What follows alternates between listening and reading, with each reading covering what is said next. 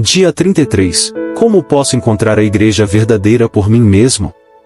Encontrar a igreja verdadeira é um estudo bíblico fascinante para candidatos ao reino e para membros da igreja.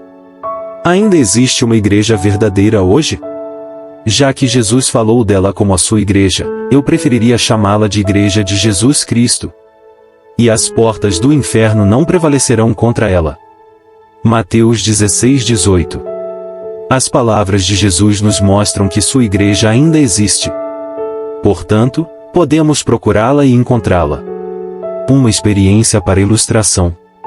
3 irmãs, cada uma pertencendo a uma igreja diferente, perguntaram a um pastor qual igreja é a certa.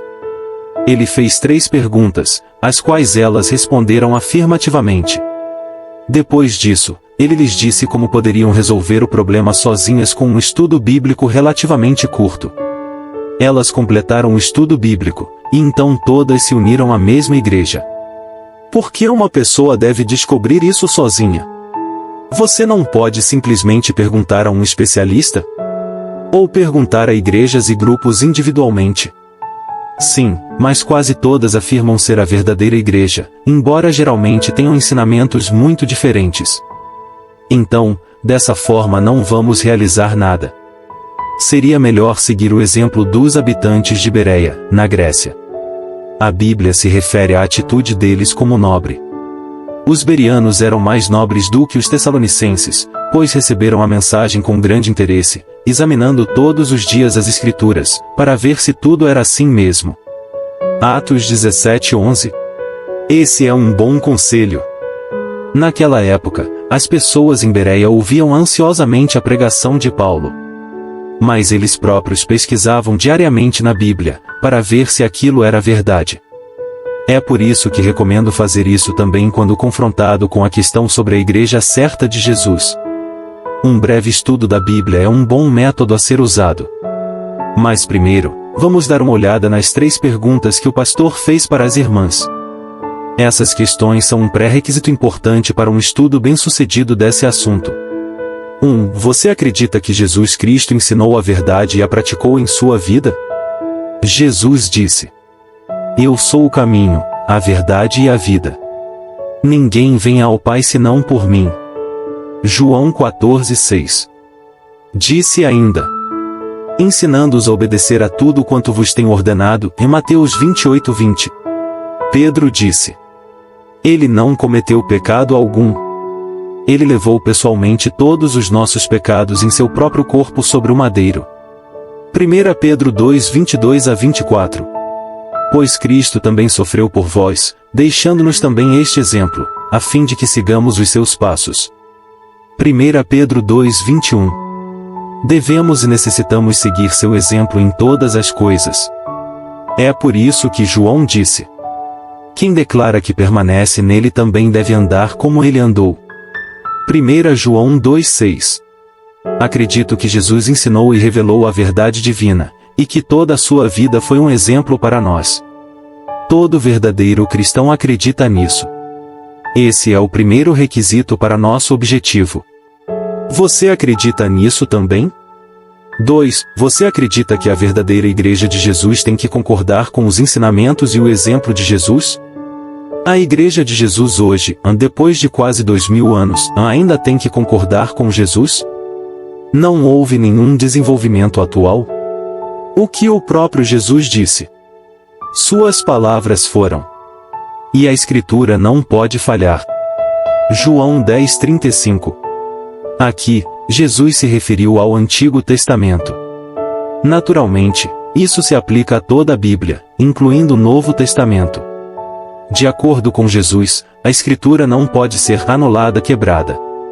Quando você quebra algo, então você tem várias peças.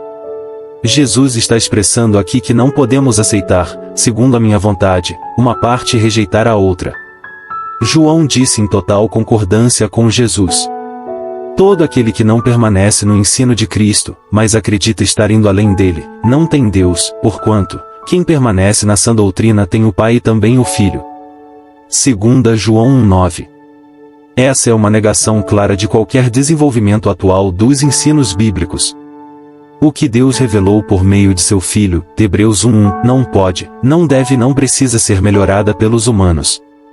O apóstolo Paulo disse: contudo, ainda que nós os apóstolos ou mesmo um anjo dos céus vos anuncie um evangelho diferente do que já vos pregamos, seja considerado maldito.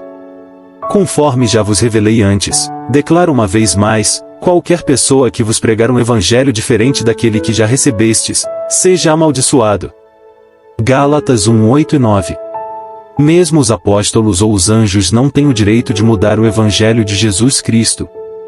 Portanto, ninguém mais pode. Assim, estabelecemos, e a Igreja de Jesus hoje deve concordar com Jesus Cristo e sua palavra. Você também acredita nisso? 3. Você está pronto para se unir, nesse momento, à Igreja de Jesus quando encontrá-la? Por que essa disposição é importante agora, antes do início do estudo? Jesus disse: se alguém desejar fazer a vontade dele, conhecerá a respeito da doutrina, se ela vem de Deus, em João 7,17. Jesus estava dizendo, quem quiser fazer a vontade de Deus, também vai discernir. Deus ajudará aqueles que têm um desejo sincero de conhecer e fazer a vontade de Deus, a conhecer a verdade e, assim, também conhecer a Igreja de Jesus. Uma promessa divina diz, Deus reserva a sensatez para o justo, em Provérbios 2:7. Deus prometeu a ajuda do Espírito Santo para aqueles que são obedientes a Ele, Tatos 5:32. Ele prometeu nos guiar em toda a verdade, João 14:26 e João 16:13. Certamente, isso inclui a verdade sobre sua Igreja. Um livro maravilhoso sobre a vida de Jesus diz, aos que assim se entregam a Deus, tendo sincero desejo de conhecer e fazer-lhe a vontade, a verdade se revela como poder divino para a salvação. Ellen White, O Desejado de Todas as Nações, página 319. Você está pronto para se unir à Igreja de Jesus quando a encontrar? Agora, como posso descobrir por mim mesmo o que é a verdadeira Igreja de Jesus? Existe uma forma simples. Estude o Evangelho de Mateus. Possui cerca de 40 páginas. Não contém todos os ensinamentos de Jesus, mas inclui a maioria deles. Você pode querer sublinhar, destacar os versículos sobre seus ensinamentos, seu exemplo e o que é dito sobre ele. Fiz o estudo da seguinte forma. Usei um caderno com margens nos dois lados da página, e o dividi da seguinte maneira. Escrevi o capítulo e o versículo na margem esquerda. Escrevi na metade esquerda da coluna principal a frase ou parte de uma frase diretamente da Bíblia, que continha um ensino ou comportamento exemplar de Jesus. Escrevi na metade direita da coluna principal o conteúdo do ensino dessa frase. Na margem direita, fiz colunas para cada uma das igrejas que queria estudar, por exemplo, uma coluna para a Igreja Católica, Igreja Evangélica, Igreja Adventista e Igreja Batista. Eu fiz um sinal de mais em cada coluna da igreja que apoia esse ensino específico. No final, a igreja, que tivesse o sinal de mais em cada ensino, concorda com os ensinamentos de Jesus. Essa é a Igreja de Jesus, a qual desejo fazer parte. Muitas vezes usei um capítulo ou parte de um capítulo de Mateus nos estudos bíblicos, ou como um estudo adicional meia hora antes do estudo bíblico. O interesse por esse estudo sempre foi muito grande. Um homem uma vez me disse, quando estava no capítulo 4, percebi que não estava na igreja certa. Você irá perceber que descobrirá apenas uma parte da verdade na primeira vez que fizer esse estudo, assim como seus amigos. Mas isso não importa. Cada vez que fiz esse estudo, descobri mais e mais verdades. Esse estudo é de grande ajuda para os que buscam a verdade ao tomar uma decisão pela Igreja de Jesus. Que nosso maravilhoso Deus o abençoe ricamente em seu ministério. Pensamento pessoal e guia de discussão. 1. Que recursos práticos existem para ajudar a aproximar as pessoas de Jesus? 2. Como você pode fazer um contato pessoal para despertar o interesse deles por Jesus? 3. Que perguntas você pode usar para fazer as pessoas pensarem se têm um relacionamento com Cristo, ou se desejam aprofundar seu relacionamento com Ele? 4. Que perguntas você pode fazer às pessoas que estão procurando a igreja verdadeira? Nosso tempo de oração. Entre em contato com sua dupla de oração e discuta o assunto com ela. Ore com sua dupla de oração. 1. Por sabedoria para saber o que dizer ou dar a outras pessoas para que seu coração esteja aberto para a mensagem de Deus.